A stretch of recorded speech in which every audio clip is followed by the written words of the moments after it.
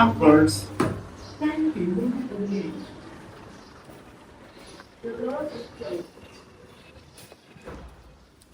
Good morning guys, કેમ છો બધા મિત્રો? મજામાં?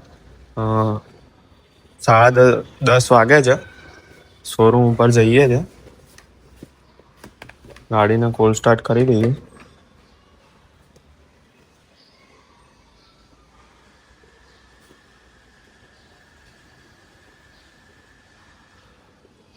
મેં કીધું કે થોડી એર રહેશે, તડકામાં નીકળી જશે. કિનારે કિનારે ઉપર છે એર હજી.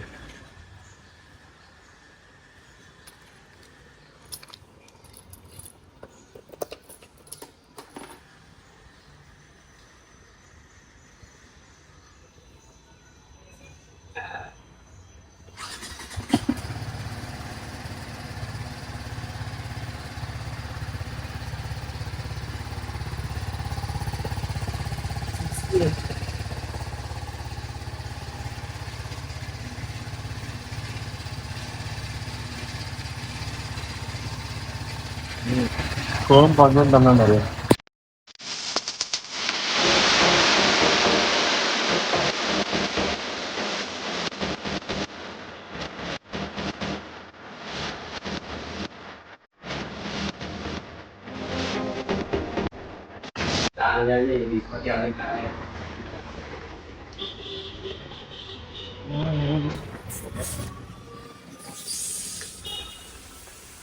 શોરૂમ ઉપર પહોંચી ગયા છે. 11 વાગ્યા છે. કાલે કસ્ટમરને આપણે લેટ થઈ ગયું, 10:30 થઈ ગયા હતા. કસ્ટમરનું કંઈ જવાબ આવ્યો નહીં. રેફરન્સમાં હતા એટલે આપણે ટાઈમ આપ્યો, 1 દિવસ 2 દિવસ, હજી કેટલા ટાઈમ આપ્યો એ નથી ખબર પડતી. હવે જોઈએ છે, મેં વાત કરી છે હવે આજે શું થાય છે. આ દિલ્હીનું થઈ ગયું છે કે રોજ ટાઈમ આપે, કોઈ ચાન્સ પડે એટલે જવાબ ના આપે, એ વસ્તુ થઈ ગઈ છે. કાલે રાતે પણ રાતે 10 વાગ્યા પછી જવાબ જ ના આપ્યો, ફોન જ ઉપાડવાનો બંધ કરી દીધો. હવે રેફરન્સમાં છે કસ્ટમર એટલે આપણે વધારે કહીને કેટલું કહીએ. આપણે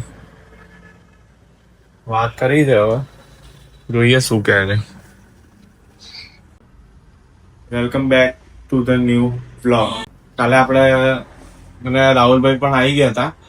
હવે કાલે આપણે ગયા હતા અને ત્યાં વેબસાઇટ, પછી વ્લોગ બનાવવાનો હતો.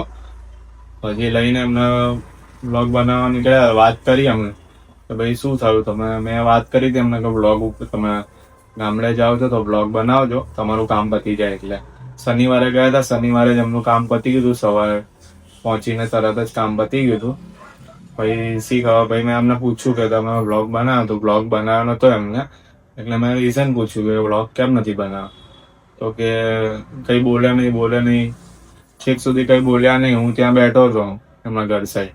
પછી ઠંડુ લીધું હતું, આખું ઠંડુ હેલ પી લીધું તો પણ કશું બોલતા નથી કે ભાઈ હું આ કામ કરતો હતો એટલે મેં નહીં બનાવ્યો. કશું કંઈ બોલ્યા નહીં. 2 કામ હતા એટલે એક દિવસ તો એમને બિઝી જ જવાનો હતો. તો મેં કીધું રવિવારે તો તમે ફ્રી હતા, રવિવારે તો બનાવી દો. તો રવિવારે પણ કંઈ કામ હતું પણ બોલતા નથી શું કામ છે.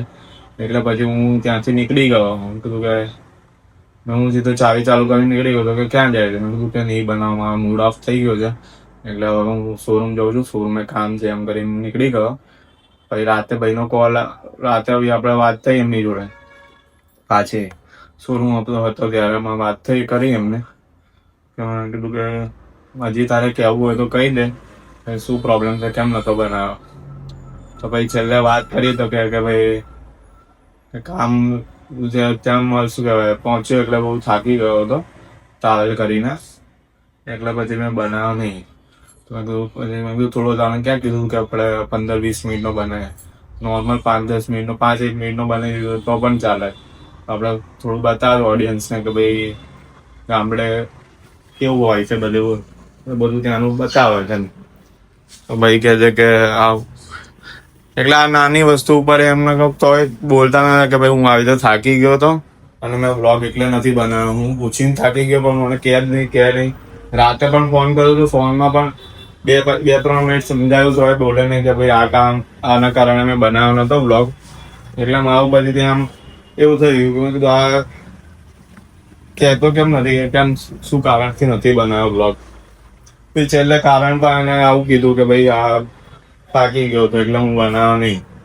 મેં કીધું આ નોર્મલ કારણ હતું, આ તો તારે મને કહી દેવાય ને કે ભાઈ આ પ્રોબ્લેમ. તો હું કઈ તને એવું થોડું કહેવાનું કે નથી બનાવ્યું તો ભાઈ તું રહેવા દે. તો બનાવ જ નથી તો નહીં બનાવ તો એનું રીઝન પ્રોપર આ રીઝન હતો, આના કારણે ડરતો તો કહેવાનું. બોલો શું કરવાનું? હવે હવે નાની વાત ઉપર તું હવે કહેતો નથી. મને લાગ્યું કઈ પર્સનલ કામ હશે કે કઈ બીજું કામ હશે એટલે મને નહીં કહેતો હોય. આ તો પછી એવું કીધું કે ભાઈ થાકી ગયો હતો એટલે નતો બનાવ બ્લોગ. એટલે કહેવાની વાત એ છે કે ભાઈ આ વાતમાં કશું હતું નહીં અને બોલતો નતો. અડધો કલાક ત્યાં એના ઘર સાઈડ બેઠો તો પણ બોલે નહીં. પછી અહીંયા શોરૂમમાં આવ્યો પછી 10-15 મિનિટ ફોન ઉપર વાત કરી. પછી છેલ્લે મને કીધું કે ભાઈ આ કારણથી મેં બનાવ્યું નથી.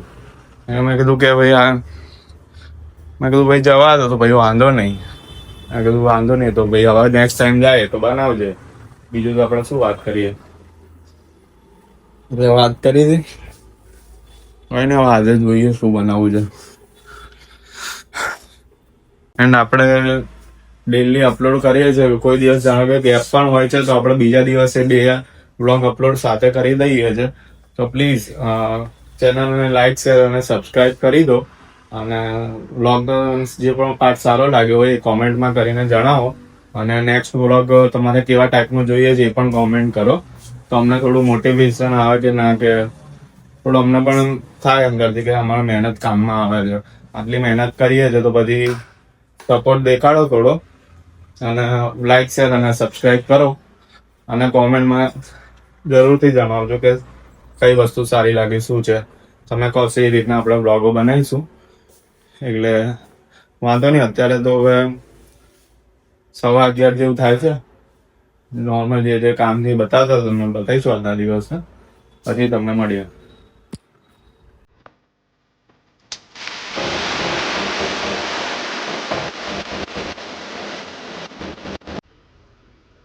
હવે 6 વાગ્યા છે. હવે રાહુલભાઈ આજે તો વહેલા જવાનું છે, 8-8:30. એક કામ છે પતાવવા જવાનું છે. રાહુલભાઈ જોડે વાત થઈ હતી પણ અમને મેં કીધું એ પ્રમાણેનું રીઝનમાં એવું રીઝન કીધું ને કે ભાઈ આરામ કરું છું કે નથી. પછી શું કહેવાય મને આરામ કરું છું કીધું એ તો મને પ્રોબ્લેમ નથી એનો. પણ એવું કહે છે કાલે આખો દિવસ બગાડ્યો. રાતે બનાવવાનું હતું એ પણ બનાવ્યું નહીં અમે. મૂડ ઓફ થઈ ગયો, કશું બોલતો નથી. તો ભાઈ હું નીકળી ગયો. હવે આજે ફોન આવે કે શું કરવાનું છે. મેં કીધું આજે ટાઈમ નથી, હું બહાર જવાનું છું.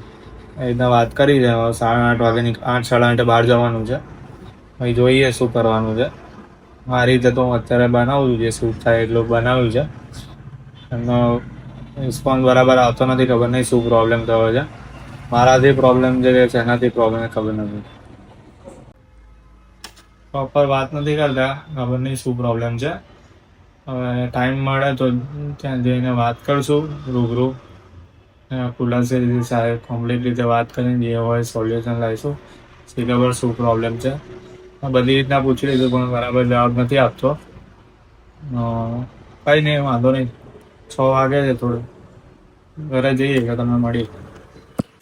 2000 years later. કેમ છો મિત્રો બધા? મજામાં? રાત્રે 11 વાગ્યા છે અને ગામડે આવવાના 2 દિવસ જેવું થઈ ગયું છે. તો ઋત્વિકભાઈ જોડે વાત થતી નથી. ઋત્વિકભાઈએ મને કીધું હતું બ્લોગ બનાવવાનું, પણ મને કંઈ ટાઈમ મળ્યો નહીં મિત્રો. અને થોડુંક કામ હતું ગામડે. તો ઋત્વિકભાઈએ મને કીધું હતું કે ભાઈ બ્લોગનું તમે કરી દેજો. એમને શનિવારે મને કીધું હતું, પણ શનિવારે હું મારા કામથી ગયો હતો ગામડે. તો બ્લોગ મિત્રો ના બનાવી શક્યો, એના માટે સોરી. અને એ ભાઈએ પણ મને કીધું હતું. તો પછી હું રવિવારે આવ્યો તો સોમવારે અમે કાલે મળ્યા હતા સોમવારના દિવસે. તો હું ને ઋત્વિકભાઈ બહાર જ હતા. તો એમણે કંઈક ઠંડુ લીધું હતું. તો મને પૂછ્યું હતું કે ભાઈ તમે બ્લોગ કેમ નહીં બનાવે. મેં કીધું ભાઈ હું થોડા કામમાં હતો એટલા માટે કે ના બનાવે. તો પછી એ ભાઈએ મને કીધું કે કેમ કે તમે શું એવું કામ કર્યું.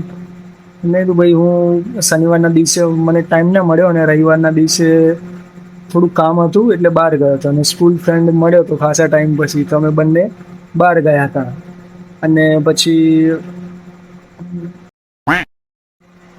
શનિવારના દિવસે થોડુંક થાકી ગયો હતો હું મિત્રો. તો બસમાં ટ્રાવેલ કર્યું હતું, ગામડે ગયો હતો તો થાકી ગયો હતો. શનિવારના દિવસે હું ઊંઘી ગયો હતો અને ઊંઘમાં હતો અને ઋત્વિકભાઈનો ફોન આવ્યો કે ભાઈ ક્યાં છો. મેં કીધું હું ગામડે પહોંચી ગયો છું.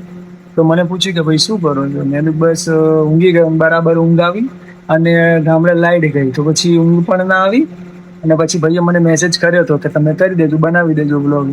અને સન્ડેના દિવસે બહાર જવાનું થયું તો ભાઈએ મને એમ કીધું કે તમે કે તમને જે કામ કીધું એ તમે કર્યું નહીં અને તમે કે ખાલી કે બસ કે ગામડે આરામ કરવા ગયા હતા. મેં કીધું ભાઈ હું બનાવી ના શક્યો એના માટે સોરી કહું છું.